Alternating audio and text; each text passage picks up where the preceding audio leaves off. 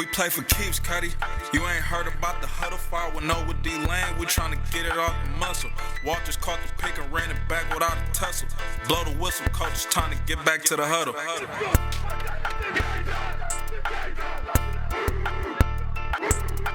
Welcome to the 510 Huddle. We back again. This time it's just me. D-Lane, he's out with the family, busy, getting ready for the holidays. So y'all just get to hear my opinions and my thoughts on this week's games and head into the new week. I'm excited to dive in. As you guys know, on this podcast, I've been talking about Kyle Shanahan and the 49ers for a while, right? I feel like I was one of the first media outlets to point out Kyle Shanahan's record and what he's done and as the fifth-year coach of the San Francisco 49ers. So they just beat the Jacksonville Jaguars, sitting at 5-5. And it was a good win. They did what they were supposed to do. The game was over at halftime. I don't think anyone thought they were going to lose to the Jags. Their team loaded with talent.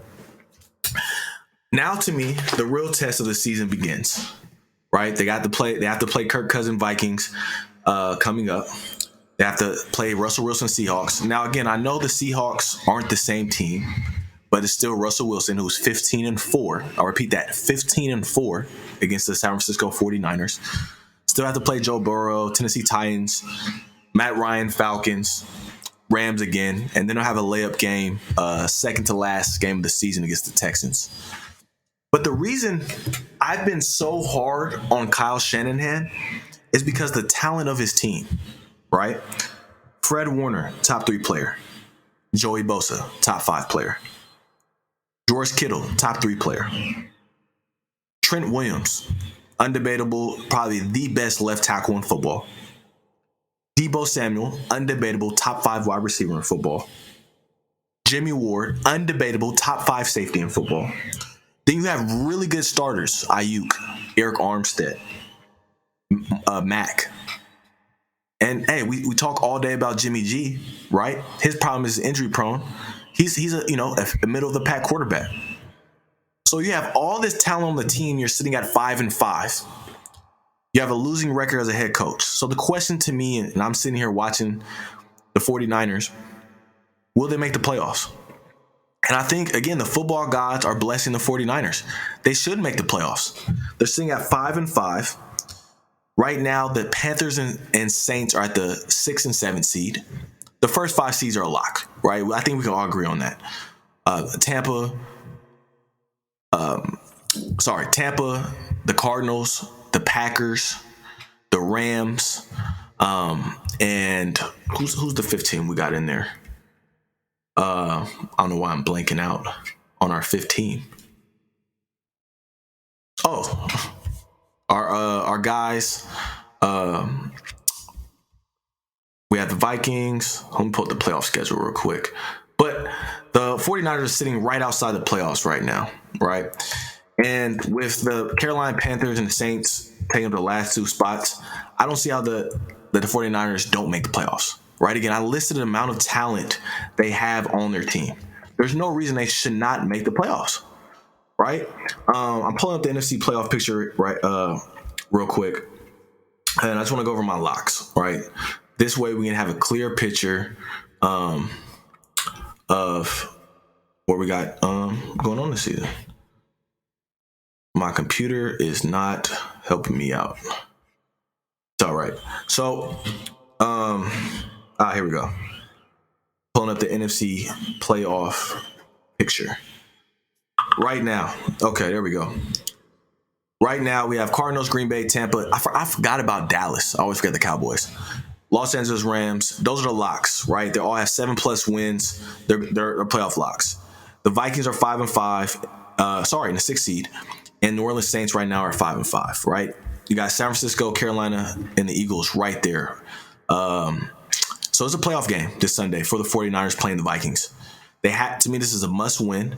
And I just want to go over the quarterbacks the 49ers have beaten this season. Jared Goff, Jalen Hurts, Justin Fields, Matthew Stafford, Trevor Lawrence. Matthew Stafford's the only quarterback with a winning record. So they've beaten one team this year with a winning record. One team. So I'm still not, hey, Kyle found his groove, this and that. No, the 49ers, I believe, or the way Kyle coaches is they're a front-running type of team. If they're running the ball, playing defense, they're going to win the game. If anything happens during that game where they cannot run the ball or the defense isn't playing lights out, more than often they lose those games. So to me, this is a huge test, right? We know going into the offseason, we talked about the 49ers not having cornerback depth or quality corners. They're playing Justin Jefferson and Adam Thielen this week. Dalvin Cook, Kirk Cousins playing lights out. So I'm excited to see how this game goes. Now, Kirk Cousins, am I putting my money on him? No. But to me, this is the first real test. Everyone said the Rams were back. The 49ers have been kicking the Rams' ass since Kyle's been there, right? Just like the Seahawks have always had the Niners number, right? So I'm not putting a lot of stock into that. The real test to me this weekend against the Vikings. And to me, Kyle and that team needs to come out and win. I don't care how they win it. Overtime, I don't care how they win it. But to me, this is the first real win of the season to get it done. And then it puts them in the playoffs, right? They'll have the lead over the playoffs. I can't see Trevor Siemian leading the Saints to the playoffs. I can't see a mix of, P.J. Walker, Cam Newton, Panthers going to the playoffs. And I think a young Eagles team probably sneaks in. Right, I really feel like the playoff picture when we come early January, the Niners are going to be in that 6 or 7 seed, and it's going to be between the Eagles and Vikings for the other seed. So again, the playoffs are wide open. Just for comparison, the 6 and 7 seed in the AFC are 6 and 4. Okay, the Raiders and Broncos are both 5 and 5 and are 11th and 12th seed. So again, if you're in NFC. It's life is good. You just got to be right in that middle pack. NFC is just trash teams, 5 really good teams, and then three type of teams. So like if I was a coach, I'm taking a coaching job in NFC. Right now, it might be harder to win the Super Bowl in the NFC, but to make the playoffs, that's not too shabby at all. So it's wide open for Kyle Shanahan. I'm going to keep putting the pressure on him until he makes the playoffs. He's done it once in 5 years. So I just want to see it if he can do it again. I think that's all I have on the Niners. I think they're, I just want to see Kyle Shanahan do it. And that's been the whole motto and direction of this podcast. Why has Kyle Shanahan been so overhyped and not made the playoffs? So that's why I'm going to keep the pressure on him until he does it. They're sitting at 5 and 5. I'm not hooraying and clapping for a 5 and 5 team. Just not. I'm not doing it. The Broncos are 5 and 5. The Raiders are 5 and 5. And we're going to get them into them in a minute. We're not clapping for those teams. We're not clapping for the Steelers. Steelers are 5 and 4. So let's look at this in real time and see how the season plays out. And my last point or last piece I want to talk about on the 49ers. What is the plan with Trey Lance? Worst case scenario for the 49ers, they barely missed the playoffs, and Trey Lance has played 0 snaps this year. I don't want to say 0 snaps. He played a game and a quarter this year, right? Early on in the season, he was getting packages in the red zone. That's gone. And it should be gone, right? Jimmy G is a very fit. I think he's 4th in the NFL in red zone efficiency, right? That's really good. It's hard to score in the red zone in NFL. But we're seeing quarterbacks, Mac Jones, Justin Fields, like, hey, they got something, right? Mac Jones, he might have a Kirk Cousins career, but he got something, right? He can be a starting quarterback. Justin Fields is improving week over week. Obviously, he just got hurt. The record isn't showing that, but his talent is very obvious, and the game is slowing down for him. Trevor Lawrence, who cares? I don't know how he ends up as a prospect, right? Has a live arm, all the athletic attributes. He's in Jacksonville. Every team in the NFL, if they had the number 1 pick and need a quarterback, was going to take Trevor Lawrence, right? So it's really going to come down to Zach Wilson and Trey Lance. Did those 2 teams, the Jets and 49ers, make the right choice? Now, I've been a big fan of Trey Lance. I thought he could develop into a really good player. He could run. He's athletic, has a live arm. And I don't know the guy, but everything I've read is really good character and a smart kid. So I think the 49ers, did a good pick by selecting Trey Lance. But you need to have a plan for him. I don't like hearing one-offs, right? I don't want to hear Josh Allen, only quarterback in NFL history to have those huge jumps in completion percentage and play. I don't want to hear about Patrick Mahomes. You know why? Trey Lance isn't Patrick Mahomes. He didn't play 4 years in college, have the amount of snaps he had. And he's not with Andy Reid. And he's not learning from Alex Smith. So this is not an Alex Smith or Patrick Mahomes situation. This is a Trey Lance situation. And I'm really curious to see how Kyle Shanahan develops him. Obviously, he believes him playing isn't going to get better in development. He's not playing him. He's trying to make the playoffs. So that means you're going in next year. Let's say you make the playoffs. You're going to make the playoffs with Jimmy G. He's not going to be on the team next year. And then you're just rolling out Trey Lance. What if you guys take a step back with Trey Lance? What does Trey Lance know he needs to work on going into next season if he hasn't played? Right? As a football player, you watch tape, you know what to improve on. All right? I play wide receiver, right? My game was really simple. I could run routes, catch the ball. Wasn't the tallest, wasn't the fastest. So when I watch film, I'm like, okay, I need to get better at this route. I need to work on my release.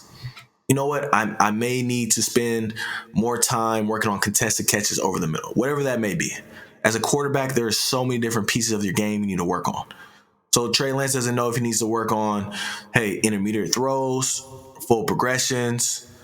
Doesn't need to, aside from things he needs to work on, just having a feel. Oh, this is how NFL pass rush is. Oh, this is what a blitz up the A-gap looks like in the NFL. We're forgetting the man only started one full season at North Dakota State. D1 AA, let alone we're seeing the guys come from Power 5, the biggest programs, Justin Fields, Mac Jones, and they struggled early on. Trevor Lawrence came from Clemson, played over 35 games at Clemson, right? And on top of that, Trey Lance has the most talent. Why not develop him with this elite talent, with the Trent Williams, with the Debo, with the IU, with the Kittle? Why are you investing so much in the Jimmy G who won't be on the team next year? Now, if you're a 49er fan, you're like, hey, Isaiah, you're beating up on my squad. Hey, we're 5-5. You're beating up on Kyle. You're beating up on Kyle. Yes, I am. This all goes back on to Kyle. He runs the whole show. He's one of, 3 to 4 coaches in the NFL that have final say-so. Every player personnel move, everything that happens with that organization is done through Kyle. Like Aaron Banks being inactive, a healthy scratch as a second-round pick, that's on Kyle. Trey Sermon, who's been a healthy scratch majority of this season, a third-round pick running back, that's on Kyle. So, yes, I am being harsh on Kyle because to me, you are what your record is. I'm not hyping up a 5-5 football team.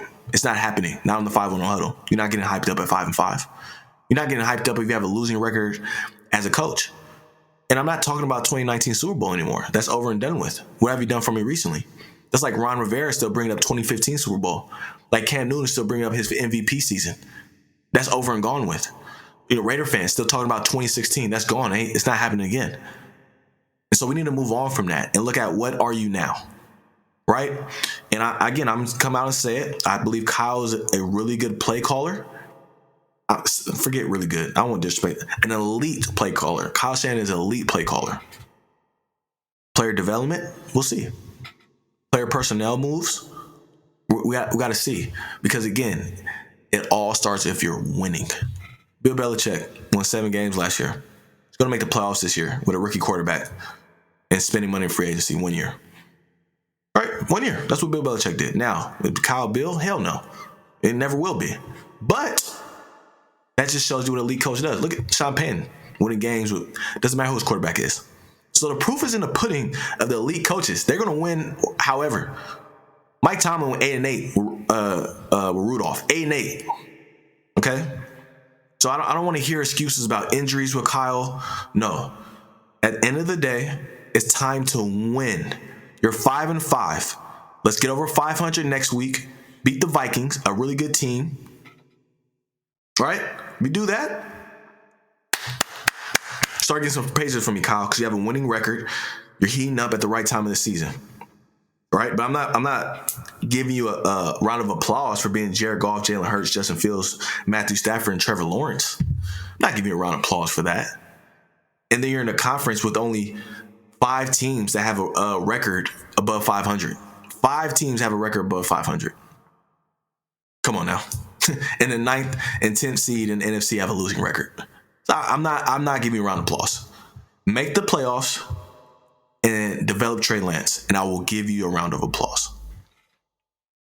Let's move on to another team, right? The team that doesn't really have a coach, right? A team that's made the playoffs one time in 17 years. Let's talk about that team, the Las Vegas Raiders. Coming off a very embarrassing loss in a must-win game. This is a playoff game. This game for the Raiders is what the 49er game this weekend against the Vikings was. Raiders got embarrassed at home. Again, we don't play well at home. I don't say we. The Raiders don't play well at home. Derek Carr, again, late season collapse. No energy, no passion. Came out flat. It looks like he doesn't care. And I was realizing this, and I thought back for a while. When's the last time or ever that you saw Derek Carr bring the group together on the sideline? I've seen Russell Wilson, Aaron Rodgers. I've seen a lot of top quarterbacks, not even top Kirk Cousins, I saw Jalen Hurts do it. Quarterbacks bring alive their sideline. And I think the proof is in the pudding. There's no more Derek Carr excuses. The Raiders defense is top 16. We've seen Carr with weapons. We've seen Carr with an O-line. The only year he made the playoffs was 2016. And why? His team led the league in turnovers. His defense gave him the most second chance opportunities in the NFL. And that was, ironically, the one year he passed for over 30 touchdown passes. The most opportunities he had was the year he passed over 30 touchdown passes. Now, are the excuses real that the Raiders are a dysfunctional franchise and have been? Yes. I saw Matthew Stafford take the Lions to 3 playoffs. Not a dysfunctional franchise. I saw the Jacksonville Jaguars and Blake Bortles go to the AFC Championship. I saw the Browns make the playoffs off of one hire last year. Bring on a new coach, made the playoffs. So the Raiders are a dysfunctional organization, but all starts with the quarterback, man. If you have a good enough quarterback, it's easy to see. You're always going to be in every game. If the Raiders were losing close ones down to the wire, then I can understand the Derek Carr excuses. That's not happening. When the Raiders aren't winning, Derek Carr gets embarrassed. Since 2014, he has 70 fumbles. Most lost fumbles by any player in that span. Not only that, Derek Carr has more fumbles than wins. I saw someone on Twitter point that Derek Carr is similar to Andy Dalton. I thought that was disrespectful to Andy Dalton. Andy Dalton's been in playoffs 5 times in his career and has a winning record as a quarterback. Don't disrespect Andy Dalton like that. The Carr family has a losing record. His brother and him are losers. End of the day, are losers when it comes to playing quarterback. This is it. They're winners when it comes to their bank account. They're winners that they played in NFL. Number 1 pick, a second round pick. They're winners of what they did at Fresno State. They're winners in their community with their families and so on. But when it comes to playing the quarterback position in the National Football League, the Carr families are losers.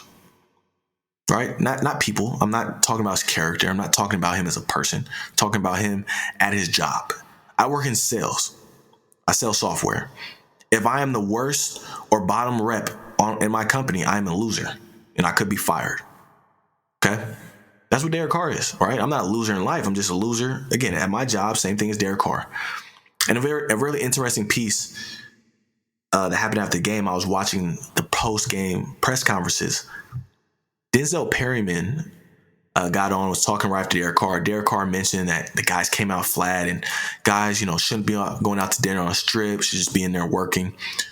And obviously he was throwing shade, or talking to someone. Denzel Perryman got up right after him and discussed and said in his press conference I'm excited, I got dinner reservations. It doesn't matter, right? Older Raider fans who know Raiders did whatever, it's just win, baby. And I believe that's true. But I'm really starting to think do people even like Derek Carr in the building outside of a handful? I'm looking at, again, I judge off other successful quarterbacks.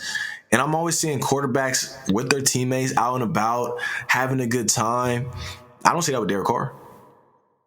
And we know Derek Carr is really religious, right? His buddies, Hunter Renfrow, they hang out all the time. Hunter Renfrow is really religious as well. They're both Christians, right? Nothing wrong with that. But I'm starting to question, is Derek Carr Not is Derek Carr. Can Derek Carr lead men in the NFL? That's clear cut. Can Derek Carr lead men in the NFL? Amari Cooper didn't care. Didn't have much to say about him. Michael Crabtree talks about he had a great time in Oakland because of Bill Musgraves. Doesn't mention Derek Carr. Now, Khalil Mack and Derek Carr were friends, right? So, that was something. But the Raiders organization traded him away. So, saying all that, it makes me think, this is the last season we're going to see with Derek Carr at quarterback. If you're a new coach coming in, right, the Raiders will have a new coach this offseason. Or new coach or new GM, right? Probably a package duo, right? Just hit the whole reset button because Gruden brought in Mayock. There's no reason to do the Reggie McKenzie thing for a year. Just bring in a whole new ship. Why would you want Derek Carr back? Now, if there's no one you can upgrade with, like, hey, we can't trade for Russell Wilson, Aaron Rodgers, Deshaun Watson, right? Now, again, you're like, hey, every team wants those, of course. If they're made available and you're able to get one of those three guys, you do it. Now, with the weak upcoming draft class, you might have no choice. You have to have Derek Carr back. But I promise you this, Derek Carr is playing on the last year of his deal. He's not getting an extension. He's playing on that last year of the deal. And again, treat it like a Kirk Cousins situation. Let him go to free agency. Let him see his true value. Let someone else pay him $140 million. I want to see what Derek Carr plays like on a one-year deal. I'm really curious to see that. With the new coach again. And his team isn't bad, right? The team isn't bad. You're feeling, again, defense. Defense that's got Matt Maxson you could build off. Darren Waller. You literally just take an offseason away to have this team in the playoffs. Now, and let me hop on to that next. Are the Raiders making the playoffs at 5-5? Hell no. I'm looking. If you're a Raider fan, because tomorrow they're playing the Cowboys. Judge your team like we have 2 wins or 1 win. That's why I want you to judge the Raiders the rest of the year. You'll be more comfortable going to games. Act like we have 1 or 2 wins and you'll feel more comfortable. Right? Derek Carr always collapses, so we know that. Last 2 seasons is normal. We thought it was Gruden. I don't know what's going on. Greg Olsen is the coordinator. So you have to remember, do you feel confident as an offense going in every game knowing Greg Olsen was your game planner? He was fired as the offensive coordinator in 2016 by the Jacksonville Jaguars. It was Gus Bradley that fired him, the Raiders DC. So that's what's ironic. He hasn't been an OC since until he got with the Raiders. So, and hasn't called play since either. So I don't know what's going on. I just, with this Raiders team, they played hungry. I know the loss of Henry Ruggs hurt. I know the loss, regardless how you feel about Gruden as a team, to lose your coach. You lose your coach for 1 or 2 reasons. Extreme health concerns, right? Like Chuck Pagano had cancer. Or your coach sucks and gets fired.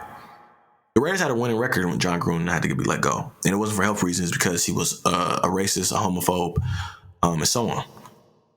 So I'm really curious to see.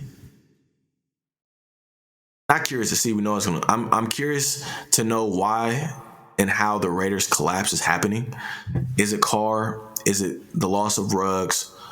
Or is it the lack of coaching? Because I know Gus Bradley, the defense, and I want to say this too. I'm talking to the offense, not the defense. They're ranked 16th. Casey Hayward's having his career year. Trevor Morrick and Nate Hobbs are rated as top DB rookies in his class. Denzel Perryman leads the league in tackles. Yannick Ngakoue, Matt Max doing their thing. Jefferson has 3 forced fumbles on the year. The face sign, off the street sign, making plays. Nothing against the defense.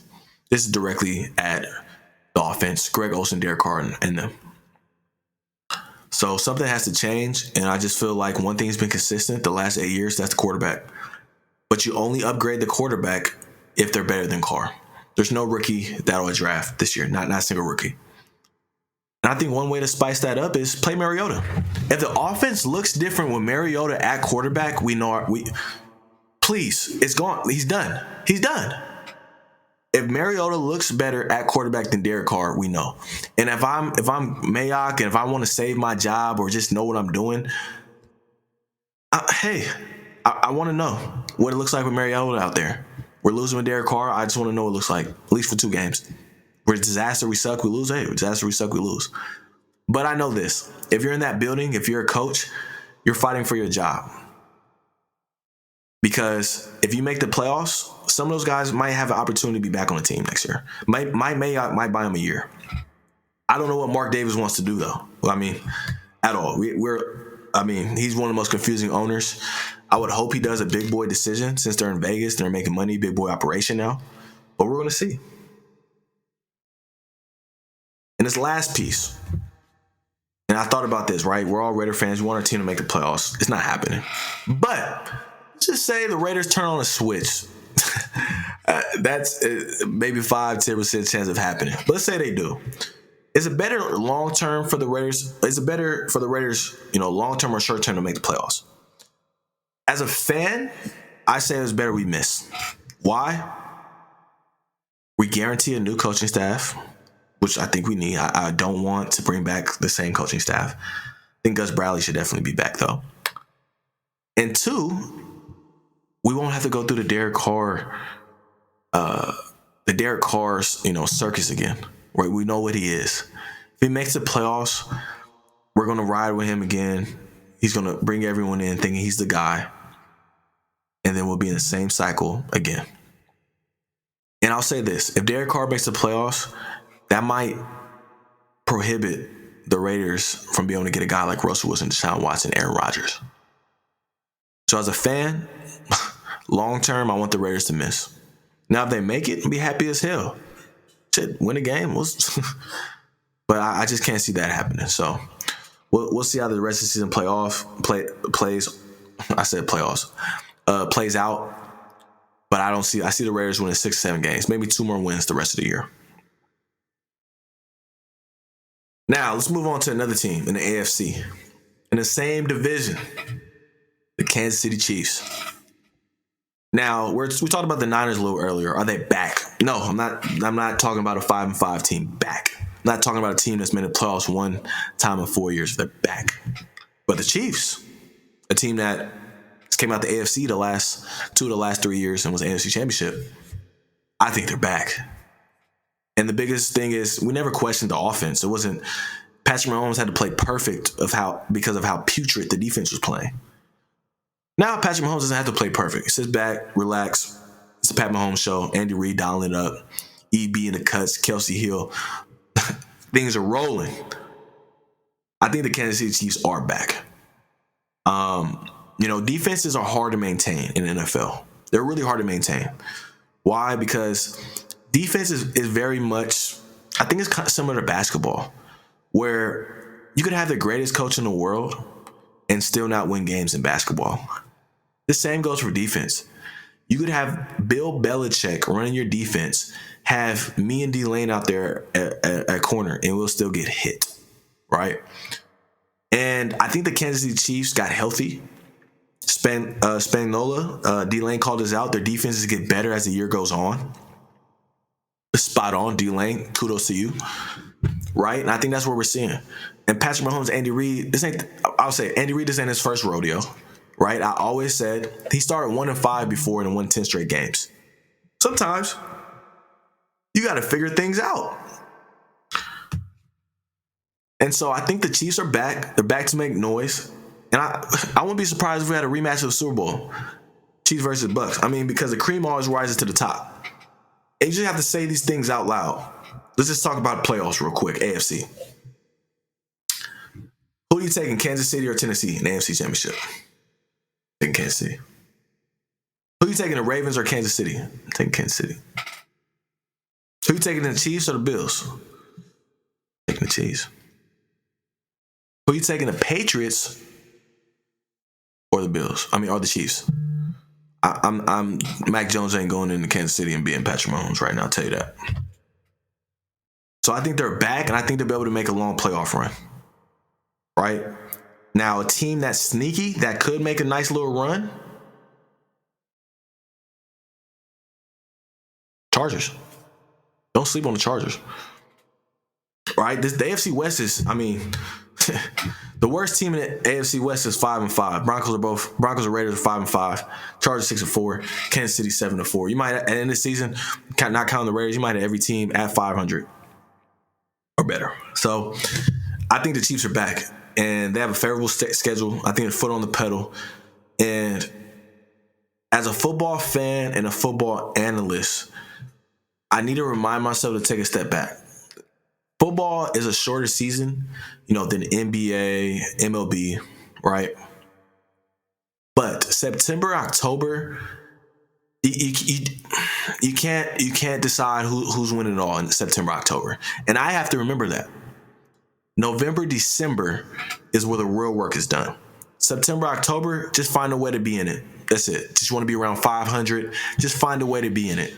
November, December is when the cream rises to the top. That's where you want to be at your best, right? It's like basketball after All-Star break or MLB in the summer, right? That's where you want to be at your best. As long as you're in it around that time, you have a shot, you want to be your best, right? Patriots, right? They come into their best around this time. Chiefs are coming around their best, right? Niners, god-awful start, 2 wins, right? Both came in November. So this is when you want to be at your best. So I think the Chiefs are forming into something special right now. And yeah, man, I wouldn't want to play them at all. Last piece I want to touch on before we head out is Jalen Hurts, man. He's doing, his development right now, he's taking jumps week over week. I remember talking early in the season that I thought he could develop into something. D-Lane, as an Eagles fan, wasn't too sold on it. All right, it wasn't the best start of the season, but he has a rookie receiver. All right, his number 2 receiver is a young guy. Dealing with the Ertz, a drama in the locker room. Now you see Goddard, he's probably going to turn into a better player than Ertz. Bigger, stronger, faster. Right? And then you got Jalen Hurts with a new coach. So it was a lot of learning going on. And let's remember, coming into the season, Jalen Hurts only had 9 career starts. So he hasn't even played a full season. So now he has a full season under his belt of games. I think the game's starting to slow down. And let's remember what happened in college. He took huge jumps year over year. Yes, he lost his starting position to Tua in the national championship game. But Jalen Hurts is a better athlete than Tua, stronger, faster, has a stronger arm. What Tua had in the moment was more accuracy. I think Jalen is starting to develop that. Right? If Jalen can take those Lamar, Josh Allen steps with his accuracy, watch out. Watch out. If I was an Eagles fan, I would be thinking, I think we can have that Cam Newton type of player with Jalen Hurts. I really do. If I'm in the front office, I'm rolling back Jalen Hurts for next year, right? As long as you keep taking these steps, right? Let's give him another receiver in there, right? Let's get another running back, and let's shore up that defense. And I think he might have something. Now the question is Coach Sirianni the guy? Well, why wouldn't he be, right? He's developing Jalen Hurts. That's a big test. You're winning games. You're 5-6, but you have a shot at the playoffs in NFC. Right, you're riding the wave of adversity, and that's what football is about. How do you handle adversity? Everyone's dealing with adversity. Ravens, look at the injuries they had before week 1, handling adversity. Patriots, Tom left 1 year, 7-9. Next year, but right in it, already won 7 games, handling adversity. That's why I love the game of football so much. It's just like life. Life is how you handle adversity. It's not how you handle things when they're good. What some people get hit with adversity, they crumble, hide, pout, excuses start rolling out. Why me? Kind of sounds like Derek Carr, right? But that's what the Eagles are doing. They're handling all that. And I'm really impressed with Jalen Hurts and the operation. And one thing about Jalen Hurts is he's always been a leader and always been a high character guy. Something that not a lot of quarterbacks have. A lot of players have. So I've been really impressed with that. I wanted to touch on that. I think Jalen Hurts, I'll say a bold prediction. I was thinking about I was going to say it before I record the pod, but I'm going to go ahead and say it. I think Jalen Hurts could eventually be better than Dak Prescott. Whoa, you're crazy. I think so. Dak Prescott, we're seeing when he has loaded talent, everything is good. This past week, Amari Cooper's out. Lamb goes down with injury. Can't even score double-digit points. Cannot even score double-digit points against the 25th defense. They're getting better, though. No, not saying they're a terrible defense. Let's talk about they're getting better. But can't even score 12 to 14 points. And so with that being said, I've seen Dak over his career. I think Dak, like I said, we talk about Dak all the time. He's top 10 quarterback, top 12 quarterback, all right? I don't think he's better than 8, but he's in that range. He's 12 to 8 range, right? And that's because of his character, his leadership, and doesn't turn the football over. I think Jalen Hurts, to me, he reminds me of Dak Prescott, a little mixed in with Cam Newton, and then you get the uniqueness of Jalen. So I'm excited to see him grow in Philly. Howie Roseman, hats off to you. Every time people get on you, you tell them to shut up, right? Getting these early extensions done. So this team is, I think the Eagles are a team that will make a lot of noise in 2022. A lot of noise. Exciting to see. Wrapping up this pod, I hope y'all enjoyed my takes.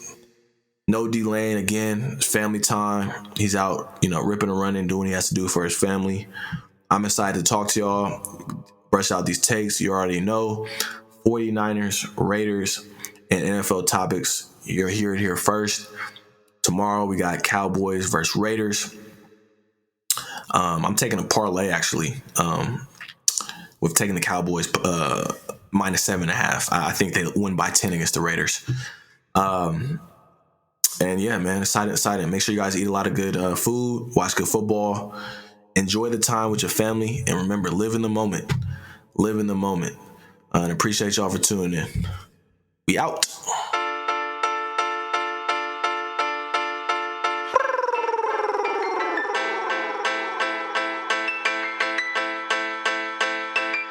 We play for keeps, Cuddy.